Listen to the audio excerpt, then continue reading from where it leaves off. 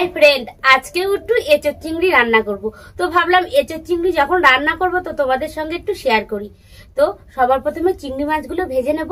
তো এদিকে দেখো চিংড়ি মাছগুলো ভালো করে পরিষ্কার করে ধুয়ে আমি রেখে দিয়েছি গাবলাতে। এরপর আমি কড়াইতে একটু পরিমাণ মতন তেল দিয়ে দেবো। চিংড়ি মাছটা ভাজার জন্য অল্প পরিমাণে তেল দিলেই হবে। তো অল্প পরিমাণে কড়ার মধ্যে তেল দিয়ে দিয়েছি। এদিকে দেখো এঁচোড়টা আমি সিদ্ধ করে ঝুড়িতে জল ঝরাতে দিয়েছি। আর আলুটা দেখো এদিকে গোল গোল করে কেটে রেখে দিয়েছি। তো সবার প্রথমে আগে চিংড়ি মাছটা ভেজে নেব। তো চিংড়ি মাছটা ভাজার আগে লবণ হলুদ মাখিয়ে নেব। এই যে পরিমাণ মতন হলুদ দিয়ে দিলাম, এবার পরিমাণ লবণ। তো লবণ হলুদ দিয়ে সবার প্রথমে আগে চিংড়ি মাছটা আমি ভালোভাবে মাখিয়ে এই যে, তো এবার চিংড়ি মাছ আমার মাখানো হয়ে গেছে। এদিকে কড়াইটাতে আবার তেলটাও কিন্তু বেশ ভালোভাবে গরম হয়ে গেছে। তো আবার চিংড়ি মাছটা ভেজে নেব।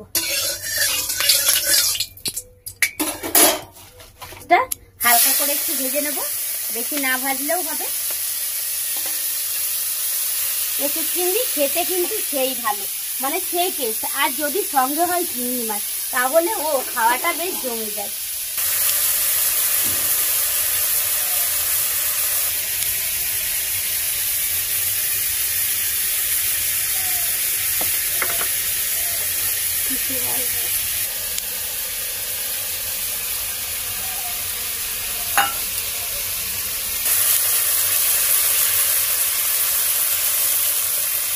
তো এই যে চিংড়ি মাছ ভাজা হয়ে গেছে, চিংড়ি মাছটা এবার তুলে নেব। তো চিংড়ি মাছটা ভেজে বাটিতে তুলে রেখেছি। এবার ওই কড়াইর মধ্যেই আমি পরিমাণ মতন তেল দিয়ে দেব। পরিমাণ মতন তেল দিয়ে দিলাম। তেলটা ভালোভাবে গরম হয়ে নিক। তো তেলটা বেশ ভালোভাবে গরম হয়ে গেছে। তো এবার আমি এঁচোড় চিংড়ি রান্নার জন্য ফোড়নে কি কি দেব সেটা একবার তোমাদেরকে বলে নি। দুটো তেজপাতা 2 খণ্ড করে নিয়েছি, গোটা জিরে আর গোটা গরম মশলা। তো এবার কড়াইতে তেলটা বেশ ভালোভাবে গরম হয়ে গেছে। এবার আমি দিয়ে দিলাম গোটা জিরে, গোটা গরম মশলা আর তেজপাতা 2 খণ্ড করে নিয়েছি। এবার আমি আলুটা ছেড়ে দেব।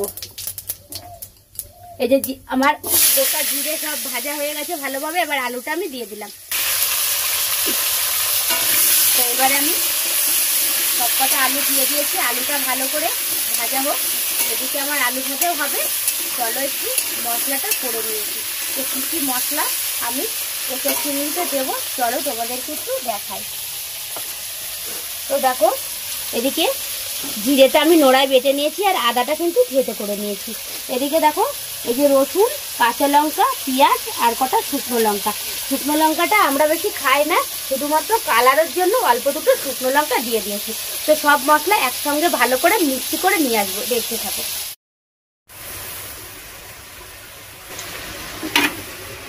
এবার আলুটা লাল করে ভাজা হয়ে গেছে। এবার কটা পেঁয়াজ আমি মিক্সি করে নিয়েছি একসঙ্গে মশলার সঙ্গে। আর এই যে কটা পেঁয়াজ কুচি করে রেখে দিয়েছিলাম, এবার এই কুচি করা পেঁয়াজটা আমি দিয়ে দেবো। হাফ বেটে দিয়েছি আর হাফ এই যে ভেজে দেবো আলুর সঙ্গে একসঙ্গে। এইভাবে রান্না করলে আরো বেশ খেতে দারুণ লাগে। হাফ পেঁয়াজ কটা ভাজলে আর কটা তেলে পরে দিলে। তো ভালো করে এবার পেঁয়াজ আর আলু সুন্দর করে ভেজে নেব। এদিকে আমার মশলাটাও রেডি। হালকা ভাজা হয়ে গেছে। এবার আমি এই যে মিক্সি করা মশলাটা দিয়ে দেবো। এখানে আদা বাটা, জিরে বাটা, রসুন বাটা, কটা কাঁচা লঙ্কা আর কটা শুকনো লঙ্কা একসঙ্গে মিক্স করে দিয়েছি। আমার তো পুরো মশলাটা ভালো করে মিক্স হয়ে গেছে। এবারে আমি দিয়ে দেবো।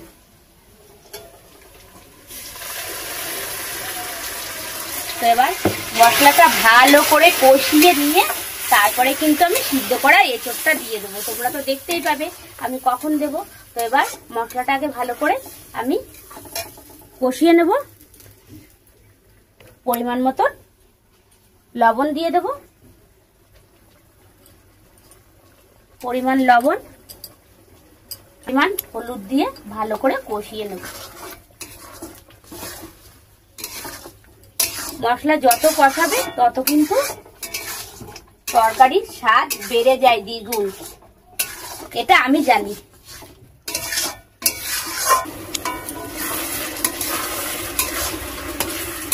এই যে এইভাবে ভালো করে মশলাটা আমি কষিয়ে নেব।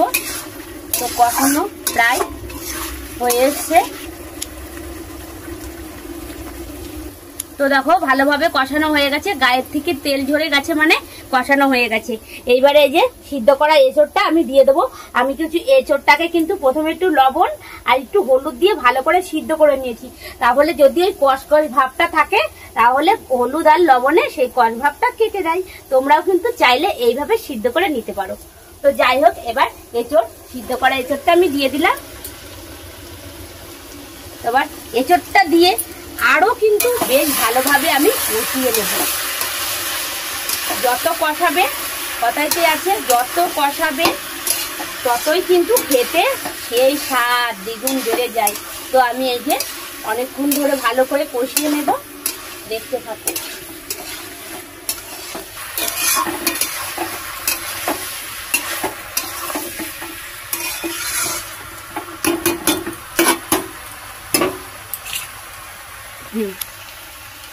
এই যে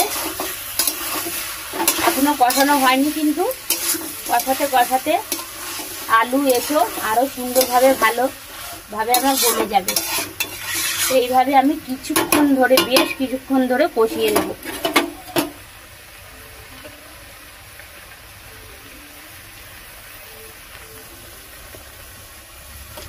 তোমার এঁচোড় আর আলু একসঙ্গে ভালো করে কষিয়ে নিয়েছি। এইবারে আমি এই যে ভেজে রাখা চিংড়ি মাছটা দিয়ে দেবো। চিংড়ি মাছটা দিয়ে এই যে আমি নেড়ে চেড়ে জল ঢেলে দেবো। পাশের উনুনে দেখো জল গরম হচ্ছে। দিদিভাই কিন্তু সব রেসিপিতেই গরম জল ব্যবহার করে। গরম জলে কিন্তু যে কোনো রেসিপি স্বাদ আরো দ্বিগুণ বেড়ে যায়। তো এই যে ভালো করে এবার নেড়ে চেড়ে নিলাম। তো এবারে আমি গরম জলটা দিয়ে দেব। তরকারি গরম জল দিলে কি হয়, তরকারিটা ছিটকেও ধরে না, তাড়াতাড়ি সিদ্ধও হয়ে যায়, আর খেতে তো বেশ ভালো লাগবেই গরম জল যেহেতু। তো আমি জলটা দিয়ে দিলাম।